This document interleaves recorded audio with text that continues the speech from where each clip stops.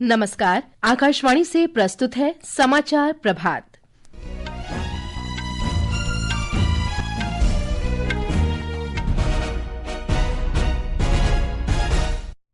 प्रधानमंत्री नरेंद्र मोदी आज उत्तर प्रदेश और मध्य प्रदेश के दौरे पर वाराणसी में 3,880 करोड़ रुपए से अधिक की परियोजनाओं का उद्घाटन करेंगे। 26/11 मुंबई आतंकी हमले के मुख्य आरोपी तहव्वुर राणा 18 दिन की एनआईए की हिरासत में। अमेरिका ने भारत के साथ मिलकर वैश्विक आतंकवाद से निपटने की प्रतिबद्धता दोहराई। राष्ट्रपति द्रौपदी मुर्मू ने कहा, अनिश्चितताओं से भरी आज की दुनिया में भारत प्रगति का एक शानदार उदाहरण। बिहार में बारिश से जुड़ी घटनाओं में 58 और उत्तर प्रदेश में 22 लोगों की मौत।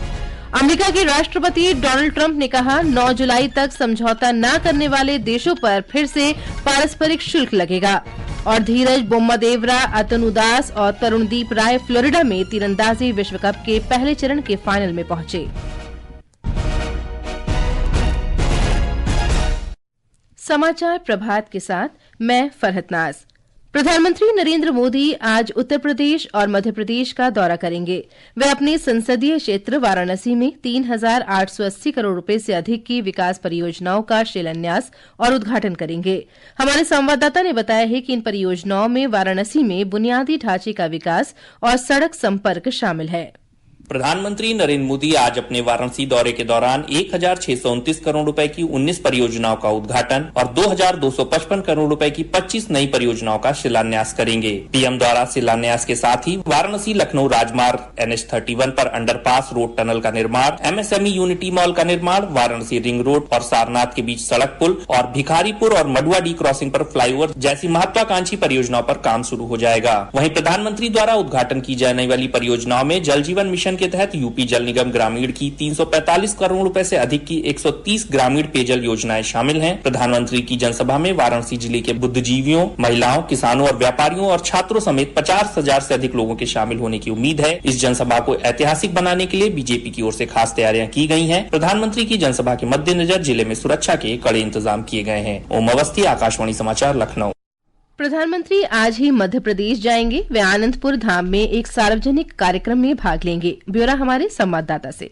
प्रधानमंत्री नरेंद्र मोदी भारत की सांस्कृतिक और आध्यात्मिक विरासत को आगे बढ़ाने की अपनी प्रतिबद्धता के अनुरूप आज आनंदपुर धाम आ रहे हैं। आनंदपुर धाम की स्थापना आध्यात्मिक और परोपकारी उद्देश्यों के लिए की गई है। 315 हेक्टेयर में फैले इस धाम में 500 से अधिक गायों के साथ एक आधुनिक गौशाला है। श्री आनंदपुर ट्रस्ट परिसर के अंतर्गत कृषि गतिविधियां भी संचालित की जाती हैं। यह ट्रस्ट सुखपुर गाँव में चैरिटेबल अस्पताल, सुखपुर और आनंदपुर में स्कूल और देश भर में विभिन्न सत्संग केंद्रों का संचालन भी कर रहा है। संजीव शर्मा, आकाशवाणी समाचार, भोपाल।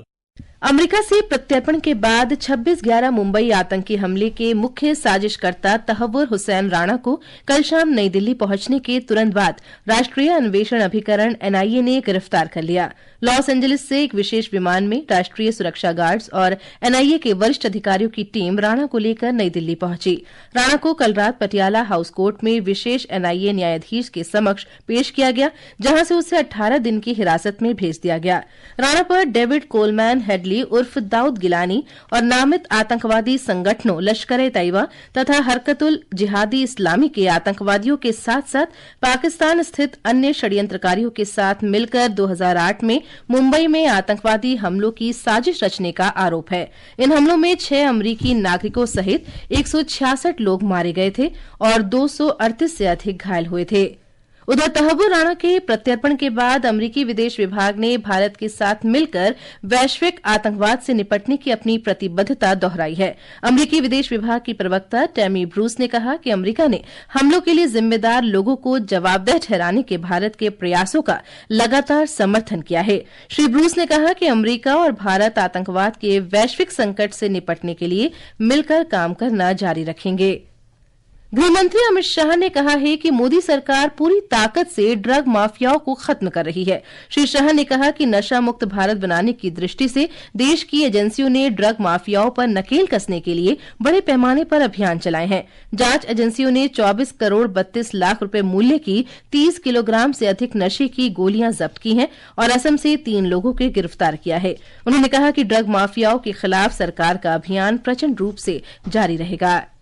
ओडिशा आज आयुष्मान भारत प्रधानमंत्री जन आरोग्य योजना शुरू करेगा। केंद्रीय स्वास्थ्य मंत्री जेपी नड्डा कटक में एक कार्यक्रम में इस योजना का शुभारंभ करेंगे। इसके साथ ओडिशा आयुष्मान भारत प्रधानमंत्री जन आरोग्य योजना को लागू करने वाला देश का 34वां राज्य बन जाएगा। एक रिपोर्ट।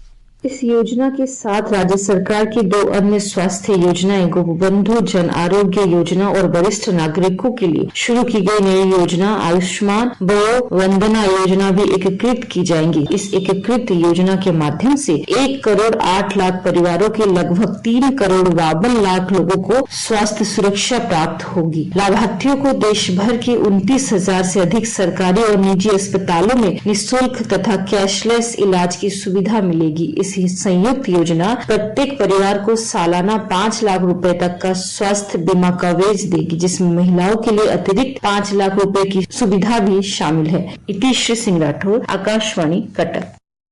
राष्ट्रपति द्रौपदी मुर्मू ने कहा है कि अनिश्चितताओं से भरी आज की दुनिया में भारत प्रगति का एक शानदार उदाहरण है।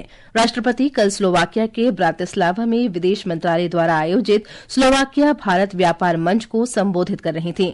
उन्होंने स्लोवाकिया के व्यवसायों को मेक इन इंडिया कार्यक्रम में भाग लेने के लिए भी आमंत्रित किया। जैसे जैसे भारत एक वैश्विक शक्ति के रूप में उभर रहा है, इसकी पहचान संकट के समय में फास्ट रेस्पॉन्डर और एक विश्वसनीय डेवलपमेंट पार्टनर के रूप में हो रही है। ग्लोबल साउथ के प्रति भारत की प्रतिबद्धता ने एक जिम्मेदार ग्लोबल स्टेक होल्डर के रूप में हमारी भूमिका को मजबूत किया है। राष्ट्रपति मुर्मू ने कहा कि स्लोवाकिया अपनी कार्यबल आवश्यकताओं को पूरा करने के लिए विदेशों से कुशल और मेहनती पेशेवरों की तलाश कर रहा है। राष्ट्रपति द्रौपदी मुर्मू को स्लोवाकिया के नित्रा में कॉन्स्टेंटाइन द फिलोसोफर विश्वविद्यालय ने मानद डिग्री होनोरिस कॉसा प्रदान की है। राष्ट्रपति को लोक सेवा और शासन में उनके विशिष्ट कार्यों, सामाजिक न्याय और समावेशन की वकालत और शिक्षा, महिलाओं के सशक्तिकरण, सांस्कृतिक और भाषाई विविधता के संरक्षण तथा संवर्धन में योगदान के लिए डॉक्टरेट की मानद उपाधि से भी सम्मानित किया गया। ये समाचार आकाशवाणी से प्रसारित किए जा रहे हैं। ताजा समाचार जानने के लिए आप हमारे social media handle X @AIR News Hindi को फॉलो कर सकते हैं। समाचार प्रभात में आपका फिर स्वागत है। मौसम में आए अचानक बदलाव से कल उत्तर भारत के कई स्थानों पर बड़े पैमाने पर जानमाल का नुकसान हुआ है। बिहार में बारिश, तेज हवाएं और बिजली गिरने से जुड़ी घटनाओं में 58 लोगों की मृत्यु के समाचार हैं। एक रिपोर्ट। काल बैसाखी की तेज हवाओं, बारिश और वज्रपात की घटनाओं ने जान माल की हानि के साथ साथ फसलों और संपत्ति को व्यापक नुकसान पहुंचाया है। 50 से 60 किलोमीटर रफ्तार की आंधी में कई स्थानों पर घरों के छप्पर उड़ गए। तेज आंधी के कारण बक्सर और भोजपुर में गंगा नदी पर पीपा पुल भी क्षतिग्रस्त हो गए हैं। भारी बारिश के कारण खेतों में खड़ी फसल और आम तथा लीची की बागवानी फसलों को भी व्यापक नुकसान पहुँचा है। आंधी के कारण ट्रेनों के परिचालन पर भी असर देखा गया। कृषि विभाग ने अधिकारियों को फसल क्षति का आकलन करने के निर्देश दिए हैं। धर्मेंद्र कुमार राय, आकाशवाणी समाचार, पटना। उधर उत्तर प्रदेश में कल खराब मौसम से जुड़ी दुर्घटनाओं में एक महिला सहित 22 लोगों की मृत्यु हो गई। मुख्यमंत्री योगी आदित्यनाथ ने मृतकों के परिजनों को 4-4 लाख रुपए की अनुग्रह राशि देने की घोषणा की है। श्री योगी आदित्यनाथ ने अधिकारियों से राज्य में हुई मूसलाधार बारिश और तूफान के कारण जानमाल के नुकसान का शीघ्रता से सर्वेक्षण करने का निर्देश दिया है। मौसम विभाग ने कहा है कि कल देश के उत्तर पश्चिम और मध्य भाग के मैदानी इलाकों में छिटपुट बारिश, गरज के साथ छींटे और तेज हवाओं की स्थिति आज भी बनी रहने का अनुमान है। जम्मू कश्मीर, लद्दाख, गिलगित बाल्टिस्तान, मुजफ्फराबाद, हिमाचल प्रदेश और उत्तराखंड में तेज हवाओं के साथ हल्की से मध्यम बारिश हो सकती है। वहीं मौसम विभाग ने केरल, माहे, तटीय आंध्र प्रदेश, यनम और तेलंगाना के अलग अलग इलाकों में तेज हवाएं चलने का अनुमान व्यक्त किया है। अमेरिका के राष्ट्रपति डोनाल्ड ट्रंप ने कहा है कि 9 जुलाई तक समझौता करने में विफल रहने वाले देशों पर वह फिर से पारस्परिक शुल्क लगाएंगे। इन देशों को शुल्क पर 3 महीने का विराम दिया गया है। मंत्रिमंडल की बैठक के बाद उन्होंने कहा कि अगर हम दोनों पक्षों के लिए उचित समझौते पर नहीं पहुंच पाते हैं तो हम फिर से पारस्परिक शुल्क लगा देंगे। श्री ट्रंप ने अमरीकी वस्तुओं पर जवाबी शुल्क नहीं लगाने वाले सभी व्यापारिक साझेदार देशों से आयात पर शुल्क में विराम की घोषणा की थी। इनमें लगभग 75 देश शामिल हैं जिन्होंने बातचीत करने के लिए ट्रंप प्रशासन से संपर्क करने का विकल्प चुना है। भारत अमेरिका के साथ द्विपक्षीय व्यापार समझौते पर चर्चा कर रहा है। तीरंदाजी विश्व कप के पहले चरण में धीरज बोम्मदेवरा, तानु दास और तरुणदीप राय की भारतीय पुरुष रिकर्व टीम फाइनल में पहुंच गई है। अमेरिका के फ्लोरिडा में तीनों ने कल रात सेमीफाइनल में स्पेन को हराया। रविवार शाम को फाइनल में भारतीय खिलाड़ियों का सामना चीन से होगा। इससे पहले भारतीय टीम ने क्वार्टर फाइनल में इंडोनेशिया पर जीत हासिल की थी।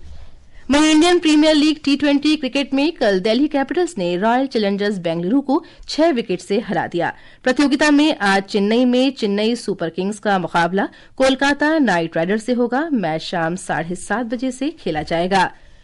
एशिया बैडमिंटन चैंपियनशिप के मिक्स क्वार्टर फाइनल में आज भारत के ध्रुव कपिला और तनिषा क्रेस्टो की जोड़ी का सामना हांगकांग के खिलाड़ियों से होगा। चीन के निगम्बो में भारतीय जोड़ी ने कल प्री क्वार्टर फाइनल में चीनी ताइपे के होंग वेइये और निकोल गुंजालेस चैन को हराकर अंतिम 8 में जगह बनाई।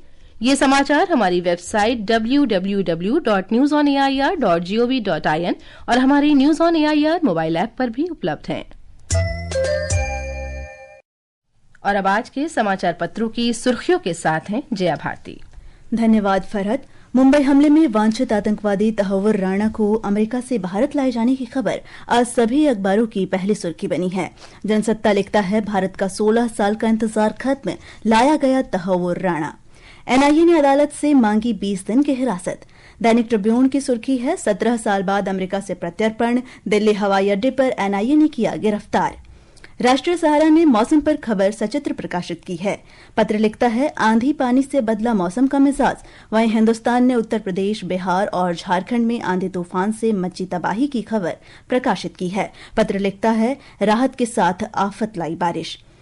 अमेरिकी बाजार में निर्यात को मिलेगा नया मुकाम। चीन पर 125% शुल्क से भारत को केमिकल और इलेक्ट्रॉनिक सेक्टर के निर्यात में होगा फायदा। दैनिक जागरण की सुर्खी है, पर्यटन क्षेत्र में सहयोग बढ़ाएंगे भारत और जापान। चौथी संयुक्त कार्य समूह बैठक में लिया गया फैसला। जनसत्ता की खबर है, एशियाई शेरों की गणना में होगा एआई का उपयोग। 11 से 13 मई तक राज्य के 11 जिलों में होगी गिनती। राजस्थान पत्रिका की सुर्खी है। धन्यवाद जया। और अंत में मुख्य समाचार एक बार फिर। प्रधानमंत्री नरेंद्र मोदी आज उत्तर प्रदेश और मध्य प्रदेश के दौरे पर वाराणसी में 3,880 करोड़ रुपए से अधिक की परियोजनाओं का उद्घाटन करेंगे।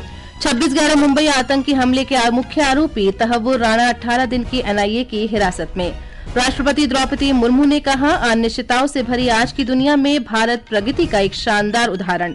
बिहार में बारिश से जुड़ी घटनाओं में 58 और उत्तर प्रदेश में 22 लोगों की मौत। और धीरज बोम्मदेवरा, तनु दास और तरुणदीप राय फ्लोरिडा में तीरंदाजी विश्व कप के पहले चरण के फाइनल में पहुंचे। इसके साथ ही समाचार प्रभात का ये अंक समाप्त हुआ। नमस्कार।